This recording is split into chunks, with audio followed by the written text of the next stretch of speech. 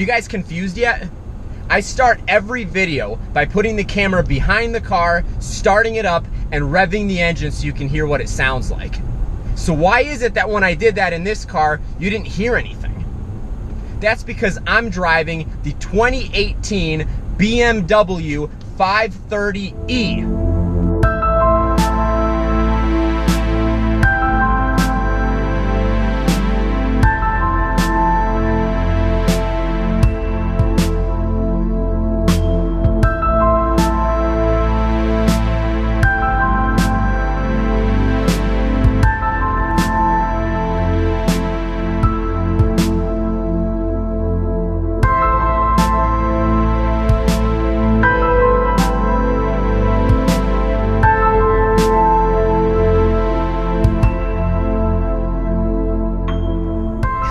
The 530e is BMW's 5 Series plug-in hybrid sedan.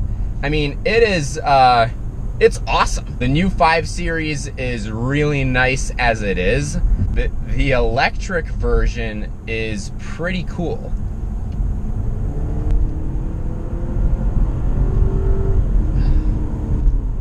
I mean, it performs.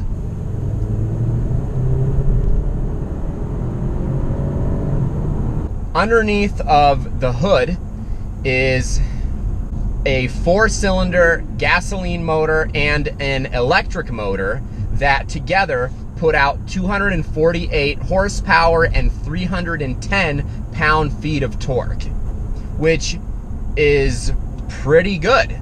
That is definitely better than BMW's 530i from the torque standpoint.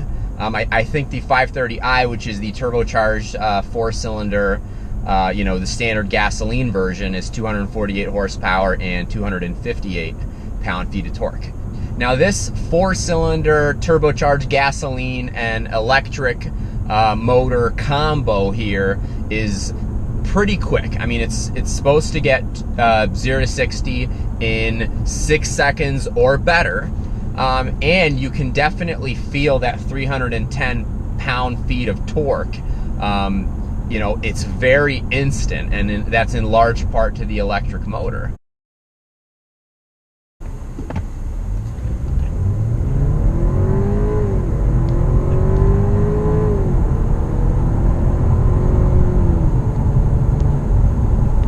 It's not a race car. I mean, and it's not loud. It's so quiet. You know, but it's very nice. I mean, this is a very nice drive. So let's talk about a couple elements that I've noticed here in the interior. This is the most comfortable BMW I have ever been in. These seats are very comfortable. I mean, they are just awesome seats. And this steering wheel is also just very nice, leather-wrapped, comfortable. And this is not the M Sport wheel. This is the standard steering wheel for the 5 Series. So as I'm going through the technology here, you have a lot of different drive modes in this 530e. You can pick 3 different e-drive settings. Max e-drive, where the car is going to drive in e-drive 100% until it can't anymore. Then you have auto e-drive, which is basically going to drive the car in e-drive until, you know, it shows you on the speedometer until 40 miles an hour. It's obviously, it's going to monitor, you know, the battery levels and everything. And then you also have battery control, where it's not going to really drive in e-drive at all. But the other thing too is that you have the Sport, Comfort, and Eco Pro settings. Now, if you're in Sport, I don't think you get any e-drive assistance other than when you're sitting. Comfort gives you, you know, Comfort and Eco Pro both give you, you know, the capability to drive in e-drive. Another thing with this car is that you have a whole host of safety settings, including the blind spot monitoring, the lane keeping. These were eligible in previous you know, BMWs as well, but, you know, it's like it's just better in this one. It's weird to not have a normal tach in this car. You know, instead of the tach, you have like an electric power gauge. Like, I wish I had somebody in this car with me that actually knew everything about it, that could explain to me what all these different functions are with the electric motor, because it's really cool. I love how BMW upgraded the navigation screen in this car.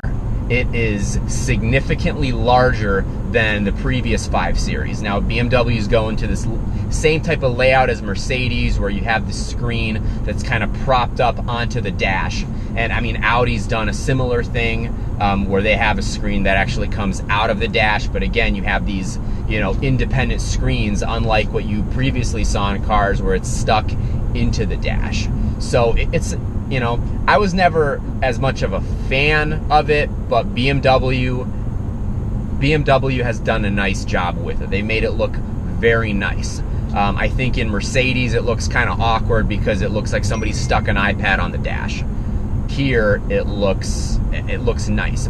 It's nice having a screen this size, though. I mean, BMW has not been about really large screens. Now we're going to change things up here. We're going to go into Max eDrive. So it says maximum electric driving, power and speed reduced. I mean, we're all electric right now. And now we're back into auto eDrive. You can feel the regenerative braking too. It kind of pulls a little bit weird when you're braking. Oh, wow.